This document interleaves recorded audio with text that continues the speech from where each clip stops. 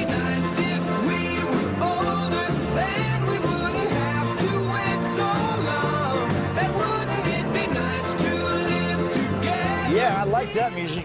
Welcome back to the Five. By the way, Greg's hungover from his party last night. The two American hikers who've been held in Iran for 2 years may finally be coming home. Iranian President Mahmoud, what I call Ahmadinejad, says Shane Bauer and Josh Fatal will soon be released.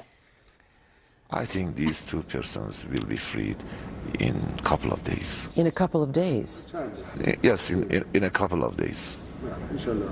Inshallah, they will be freed.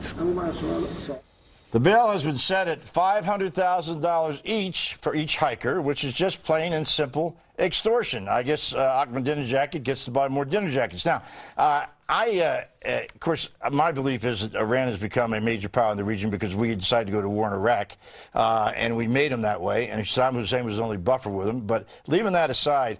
Thank you. Actually, now that they have a democracy on their border, but anyway, let's keep talking about the hikers. We'll see if they have a democracy on their border. And also, if I remember right, your guy was not for nation building. Was that right? Obama is for the democracy. And if I remember correctly, there was a democracy brewing in Iran that this administration didn't support. Yeah, more important, how is this called bail? Is this I mean, it's not bail. It's flat out extortion. It's going to him and the guards. Is who's going to get it. So who pays it? Well, more than likely, the United States government will be paying it. Why? I think the family's going to pay. In fact, the one that they released, the female hiker that they released a couple of months ago, it was a bail. They came up with the money. She never came back. You know, if God forbid that would ever happen to you, you could afford to bail it out. I, in my case, could not. More importantly, what is this guy doing? Why? You know, what's going on with this? The UN had a chance to slap some serious financial sanctions on Iran, and we dance around, and Obama dances around Iran. Wait, instead of cutting these people off. These are terrorists. They fund Hezbollah. They fund Hamas. The strongest economic sanctions that have ever been issued against a member nation of the UN were issued against Iran under the Obama administration. By the UN? By the UN. We should do it. The U.S. should do it. I think absolutely. It's terrible that these people were taken, and I hope they get released. But why do people hike on the border of Iran and Iraq? We have great parks in America. Question. I don't like hiking at all. But why hike on the border? I have no idea. I don't understand that. It's like hiking next to a malaria field. I have no idea why you do it. And I don't know why you hike anyway. You know, God will only give you a certain number of breaths. You shouldn't waste them on hiking. Hopefully we'll get a chance to ask them. Huh? Hopefully we'll get a chance to ask them. You know why this is going on now? He's coming here to the UN, right? Right. And he's going to give a speech, and then he's going where? Columbia University. To give a speech. You remember the last time he was here, he was reprimanded by Lee Bollinger, the president of Columbia, but it was very controversial. He stood in front of United States students at Columbia University. He blasted Israel. He blasted this country. He said that the Holocaust never happened.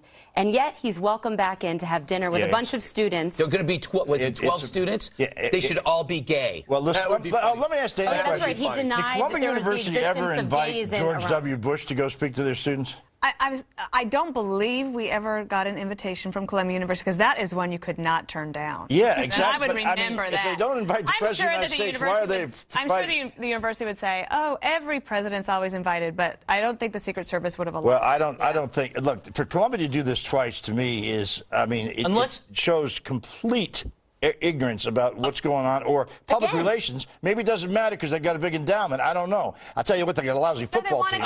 Unless they are going to do something to embarrass him. Like, I think that would be great if they had gay students there, because he denies the existence of homosexuality while people are executed in his country. If Columbia had any cojones, they would. Well, and also remember this summer when they arrested those kids that were having a water fight, they could ask him, like, you know, if that happened here on Columbia University. I think as he's walking out the door, they should say, I hope you enjoyed that pork-based product that we had. He made fun. He literally humiliated the president of Columbia last time. He tried to be tough with him, and he just laughed it off. Wait a second. He said that we were a terrorist country. We got to get out of here pretty soon, but I got one more thing to say, so you say yours quickly. No, I was just going to say, he also humiliated the administration. All right, the only thing I will say is that because Iran is becoming a dominant power in the region, somebody does have to talk to the guy, and I would hope it would be a U.S. diplomat and not a bunch of Columbia students, but somebody needs to talk to him. Can I ask why the administration didn't support the rebels during the Green Revolution, yet they supported them in other countries and praised the rise of democracy? I think that there was a little bit of support, not nearly enough, and there certainly wasn't vocal support. And the answer to your question is, I don't know. But then again, I got to defend it every day, so leave me alone.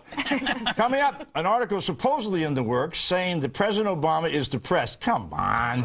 Now, I think it's a load of crap myself, but the five of us are going to talk about it next, I'm afraid. In a big country.